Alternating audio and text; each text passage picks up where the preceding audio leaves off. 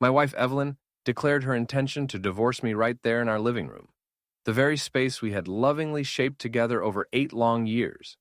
There was no sorrow in her gaze, no tremor of remorse in her tone. It was a cold, triumphant proclamation, the kind you'd expect from a CEO announcing a hostile takeover. "It's over, Tom," she stated flatly, setting a thick manila folder onto the coffee table between us. "I've already retained legal counsel. These are my terms." She didn't even bother opening the folder. She didn't need to. Instead, she recited her list of demands with chilling precision. She wanted the house, the one my grandfather helped me purchase with his own savings. She demanded 70% of our joint bank accounts. She insisted on alimony for no less than 5 years. This wasn't an invitation to negotiate. It was an ultimatum, a demand for my total capitulation. When she finished, she leaned back into the couch, wearing a smug, self-satisfied smirk. "And I don't want to fight over this, Tom," she added, her voice dripping with condescending pity. "Let's be realistic. You're just a high school woodshop teacher. You earn a decent wage, sure, but you don't have the kind of money it takes to hire a real attorney. My lawyer will drown you in paperwork and legal fees before you even get a foot inside the courthouse. It's in your best interest to just accept my terms and walk away quietly." I sat there, staring at the woman I had once loved, the woman I had shared dreams, meals, holidays, and heartbreaks with, and felt an icy numbness creep over me. This wasn't merely about ending our marriage. She wanted to dismantle me. She saw me as powerless, a minor inconvenience to be bulldozed and discarded. Her greatest weapon, as she saw it, was my presumed inability to mount any kind of legal resistance. I let the silence stretch, thick and heavy, until finally I looked her straight in the eye, my expression carefully neutral, my voice deliberately flat, and uttered the only 2 words she wanted to hear: "You're right." The relief that washed over her face was instantaneous. Victory! The mild-mannered teacher wasn't going to put up a fight. She rose gracefully, smoothed her skirt, and said, "Good. I'm glad you're being sensible. You'll be formally served with papers next week." And with that, she turned and walked out of the room, out of our shared life, without a backward glance. Here's what Evelyn knew, or thought she knew. She knew I lived modestly. She knew I didn't have tens of thousands of dollars lying around to wage a legal war. She also knew I had an older brother, Marcus. What she counted on, what she banked her entire strategy on, was that Marcus and I hadn't spoken in 5 years. Marcus wasn't a teacher. Marcus was a force of nature, the most feared, most expensive divorce attorney in the entire state. His name alone sent shivers down the spines of seasoned litigators. He was a legal predator, brilliant, ruthless, and utterly relentless. And as far as Evelyn was concerned, he was no longer part of my world. We'd had a bitter, explosive falling out after our parents passed away, a fight over the family home. I wanted to keep it, preserve it as a living memory, a place where future generations of our family could gather. I've always been sentimental that way. Marcus, ever the pragmatist, saw it as nothing more than an illiquid asset, dead equity. He wanted to sell it, split the proceeds, and move on. Our argument escalated into a screaming match that ended with both of us retreating into stubborn, wounded silence. We hadn't exchanged a single word since. Evelyn had witnessed the tail end of that rupture. She saw me as utterly cut off from the only person in my family with real power, real influence. In her cold, calculating mind, my greatest potential ally was a ghost, a non-factor. She was wrong. For 3 days after her announcement, I spiraled. She was right about one thing. I couldn't afford to fight her. Not on her battlefield, not by her rules. The thought of losing the house, my savings, everything I'd worked for, it was suffocating. On the 4th day, I hit bottom, and from rock bottom, the only direction left was up. I swallowed every last shred of my pride, that same pride that had cost me my brother for half a decade, and dug up his private cell number. My hands trembled as I dialed. I braced myself for voicemail, for a dismissive assistant, for silence. But after just 2 rings, a deep, familiar voice answered. Hello, Marcus, I said, my own voice sounding thin and alien to my ears. It's Tom. A long, heavy pause followed. I thought he might hang up. Then quietly he said, Tommy. Hearing that old childhood nickname, after so many years, sent a jolt through me. What's wrong? And I told him. I told him everything. Evelyn's demands, her lawyer's threats, her icy demeanor, her final arrogant jab. You can't afford a lawyer to fight me. Another silence. Longer this time. When he spoke again, his voice had changed. The surprise was gone. In its place was something I hadn't heard in years. The voice of a protective older brother. The voice of steel. She said what?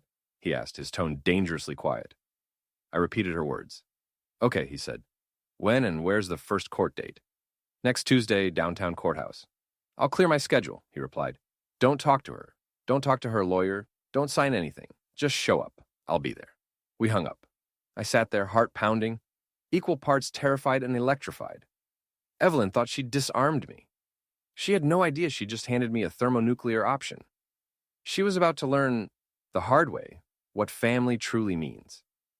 Update 1. The morning of the preliminary hearing was gray, rainy, and miserable. Fitting, somehow. I walked into the courthouse alone, looking every bit the broken man Evelyn expected me to be. I wore my one and only suit, the one reserved for weddings and funerals. Today, it felt like both. I entered the courtroom, a cold, sterile chamber smelling of stale paper and quiet desperation. Evelyn was already seated at the plaintiff's table. She looked flawless. Sharp navy blue power suit, hair perfectly coiffed, posture radiating confidence. Beside her sat her lawyer, a man in his 50s, smirking like he'd already won the lottery. They were whispering and laughing as I walked in. When she saw me, her smile faltered, replaced by a look of pity. She probably expected me to look more shattered. I met her gaze blankly and took my seat at the defendant's table. I placed my worn briefcase down and waited. Her lawyer sauntered over. Mr. Miller, he drawled, oozing condescension, glad you're here. I trust you've reviewed my client's generous offer. If you're ready to sign today, we can wrap this up quickly, painlessly. I'm waiting for my counsel, I replied quietly. He chuckled. Your counsel? Good luck with that. Let's not drag this out. He strutted back to his seat. The bailiff called the court to order. The judge, a stern, no-nonsense woman, entered and took her seat. Miller versus Miller, she announced. Are both parties present and represented?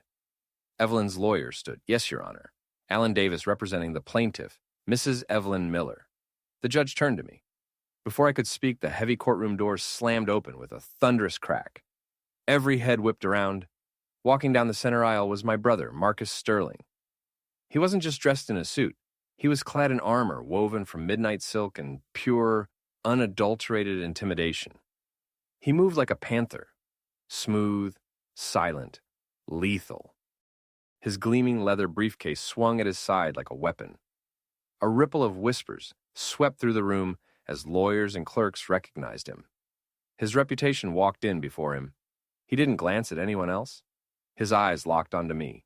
He strode to my table, placed a firm, reassuring hand on my shoulder, then sat beside me. He set his briefcase down with a solid, echoing click. The sound silenced the room. I glanced at Evelyn.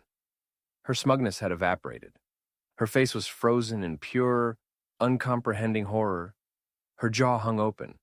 Her eyes were wide with shock. She looked like she'd just seen a specter rise from the grave. Her lawyer? Even worse. All color had drained from his face. His smirk was gone, replaced by abject terror. He knew exactly who had just entered the arena. Marcus leaned toward me, ignoring everyone else. Sorry I'm late, little brother, he whispered, a ghost of a smile tugging at his lips. Traffic was hell. Then he straightened, all business. He turned to the judge. Marcus Sterling, Your Honor, representing the defendant, Mr. Thomas Miller. The judge's eyebrows shot up. She knew the name. Everyone did. Then Marcus slowly, deliberately, turned his gaze toward Evelyn. He looked at her, then at her trembling lawyer, and he smiled. Cold, predatory, utterly merciless. My apologies for the delay, he said, his voice dripping with mock courtesy. Then he locked eyes with Evelyn and delivered the line that shattered her reality. He doesn't have to afford me. I'm his older brother. The game had changed. Evelyn thought she was walking into a surrender. She had just stumbled into an ambush. Marcus opened his briefcase, pulled out a towering stack of files, and the annihilation began. He immediately rejected every one of her demands, labeling them predatory, filed in bad faith, and announced our intent to file a counter-petition. He declared we would seek a full forensic audit of all marital assets and expenditures over the past 3 years, and that Evelyn would be held responsible for all of my legal fees. Her lawyer stood there, stammering like a child caught stealing. He was a guppy who'd just been thrown into a shark tank. The battle was over before the first punch was thrown. Update 2. The 2 months following that first hearing were a legal hurricane, a blitzkrieg orchestrated by a master tactician. My brother Marcus doesn't practice law. He wages total war. Evelyn and her attorney thought they were steamrolling a defenseless schoolteacher. Instead, they found themselves pinned under the treads of a legal tank. Marcus's first move was a motion for discovery, not a request, but a command, demanding every financial record Evelyn had touched in the last 5 years. Bank statements, credit card bills, expense reports, Venmo logs, receipts, everything.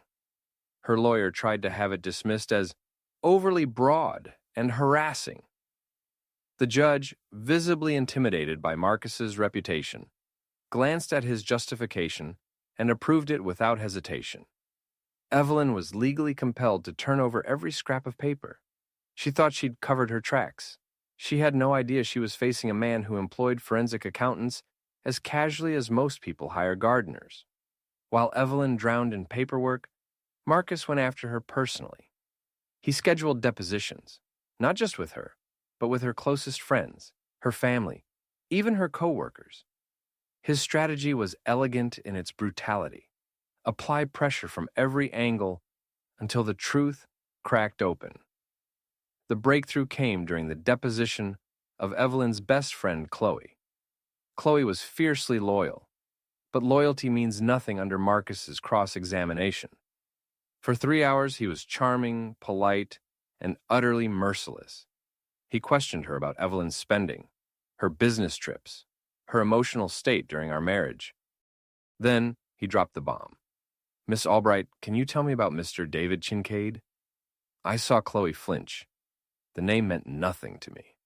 Marcus waited. Chloe tried to feign ignorance, but Marcus produced a stack of credit card statements from an account I never knew existed. An account secretly linked to our joint savings, which Evelyn had been draining for over a year. He pointed to charges: a luxury hotel in wine country, high-end jewelry, romantic dinners for 2. Miss Miller claimed she was attending work conferences on these dates, Marcus said coolly. Her employer has confirmed no such conferences occurred. You were not with her. So I ask again, who is David Kincaid? Chloe broke. Under oath, she confessed. David Kincaid was the man Evelyn had been sleeping with for 18 months. A wealthy real estate developer she'd met through her old job. Everything clicked. The secrecy, the financial greed, the arrogance. She wasn't just leaving me, she was leaving me for someone else.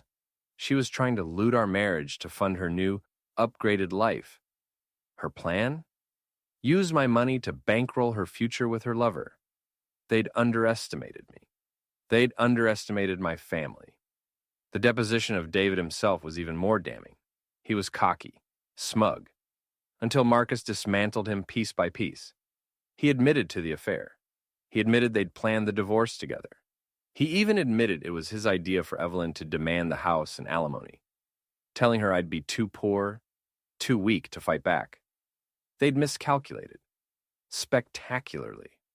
With those depositions, Evelyn's case didn't just weaken, it imploded. She'd committed perjury by claiming fidelity. She'd hidden assets. She was a fraud. Her lawyer called Marcus, begging to settle. She'll drop all demands. She just wants to walk away. Marcus's reply was ice cold. No. Walking away is a privilege she hasn't earned. We're not settling. We're going to court, and we're going to burn her to the ground. She wanted a war. Now she had one. Final update. It's been 6 months since I walked into that courtroom. a man who believed he'd lost everything. Today, I know I was wrong. I didn't lose what mattered. I reclaimed it, and more. The final court date was a mere formality. Faced with mountains of evidence, the depositions, the forensic reports, the irrefutable proof of her affair and conspiracy to defraud, Evelyn had no choice but to surrender unconditionally. Her lawyer, exhausted and defeated, advised her to accept whatever terms we offered. And the terms Marcus drafted, they were devastating. Evelyn didn't walk away with nothing. She walked away owing. She forfeited all claims to the house. Her demand for spousal support was dismissed permanently. And because Marcus proved she'd spent over $60,000 of our marital funds on her affair, hotels, gifts, vacations with David, the judge ordered that sum deducted from her share of our savings and returned to me. She left the marriage with a fraction of what she'd demanded, buried under her own legal bills, and publicly humiliated as her entire scheme was laid bare in open court. The personal fallout was just as brutal.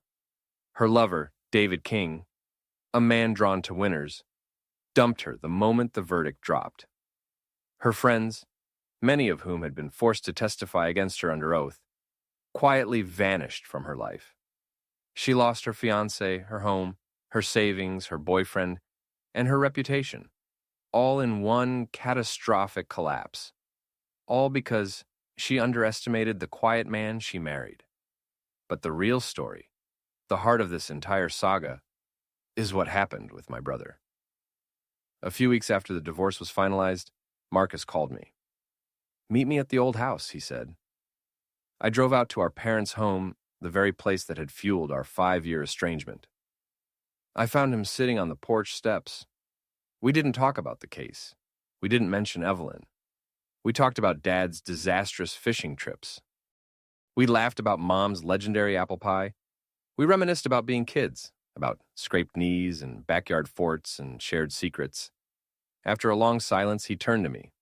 "I was wrong, Tommy," he said. "I was so obsessed with the money, the asset, that I forgot what this place really is. It's our home." I was wrong, too, I admitted. I was so stuck in the past. I couldn't see there might be a different future for this place. We didn't sell the house. We decided to keep it, together. We've spent the last few weekends out there, side by side, hammer in hand, paintbrush and grip, repairing the porch, repainting the rooms, breathing life back into its walls. It's no longer a shrine to the past. It's a promise for the future, a gathering place for the family that matters. Working alongside my brother, rebuilding, restoring, remembering, has healed a wound I thought would never close. Evelyn's final words to me were, "You can't afford a lawyer." Her greed, her arrogance, her belief that I was weak, alone, powerless. That was the very catalyst that forced me to pick up the phone and call the one person who could and would stand beside me. She thought she was isolating me. Instead, she reunited me with the most important person in my life. She tried to leave me with nothing. But as I stand here today, my home secure, my future bright, my brother at my side, I realize I have everything, more than I ever thought possible.